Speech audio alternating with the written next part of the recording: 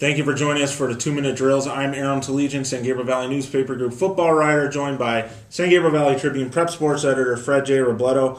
Freddie, my kind of football on Friday night. Montview League opener taking place at La Puente High School. La Puente 2-1 against Azusa 3-0. Man. Well, I'm going to be there. This is the game. You know, I know we have Diamond Ranch and Diamond Bar. You're going to be at that game. I'm going to be at Azusa La Puente, and I am looking forward to this game. I've been looking forward to it since the beginning of the year because I knew this was going to, in the Montview League, this was going to be the game, I think, that ultimately decides the league title. I know La Puente's coming off a tough loss last week. To Wilson, to Wilson, but Wilson's a really good team. They're going to be a factor in that Valley Vista League playoff chase. I agree.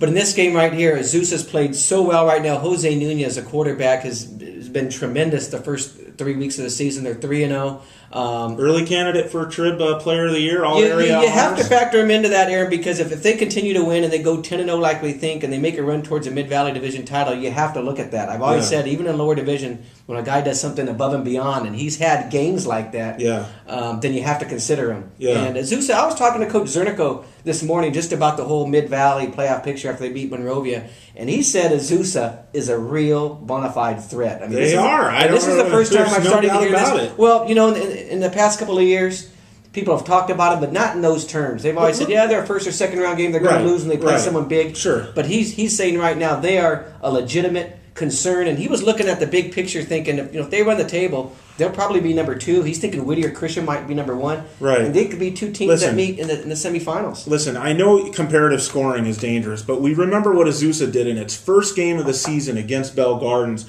They routed them. I don't remember the final, 41-0 or whatnot. Then last week, Cantwell, I believe it was, beat Bell Gardens 56-46. Much tighter game. They gave up 46 points, and that's a Cantwell team that beat Sure, which many people was it a Royal thought that had was a tough game against division. them too, against Bell Gardens? Was it a Royal? Montebello. Maybe it was a Montebello. Okay. It may have been Montebello, but the point is that Azusa went through that team like it was nothing. This is very, very much, and I don't care what they did last week against Gabrielino. A lot of people didn't like their style points. I don't care, man. I mean, this team is legitimate. You got a guy like Jose Nunez who could play almost anywhere in this valley, find a role somewhere. They have good line play. They have good coaching, as we know. They have what it takes. Fred, I mean, this is a semi-finalist from last year. It's time for people to start being a believer. Yeah. They've turned the corner in terms of, they had some talent, but they have confidence now, too. And that's such a huge difference when you add that. I mean, they believe that they're one of the best teams in the division. When you get high school kids that are tough-minded like they are over Azusa, and they start winning. They've won for 2 years in a row. I mean, you're talking about players now who are seniors, Aaron, who know nothing about winning at Azusa. Right. I mean, that's all they know. Yeah. And you get used to that. And it's true. Winning breeds winning. Yeah. And Scherf has built that over there. And I don't think there is a team in that division they're not capable of beating. But, this game is going to be tough Friday because I think it's the one big test, and I like Brandon Rower over at La Puente. Doing a great job. He does a tremendous job, and he's going to come with something. But in future years, he and Azusa are going to have some battles. These are going to be the two teams. Year, Fred. Not this year. So I want to know from you. I mean, I know you're going to pick Azusa. I'm picking Azusa. Can La Puente stay in the game? Can they make it a game?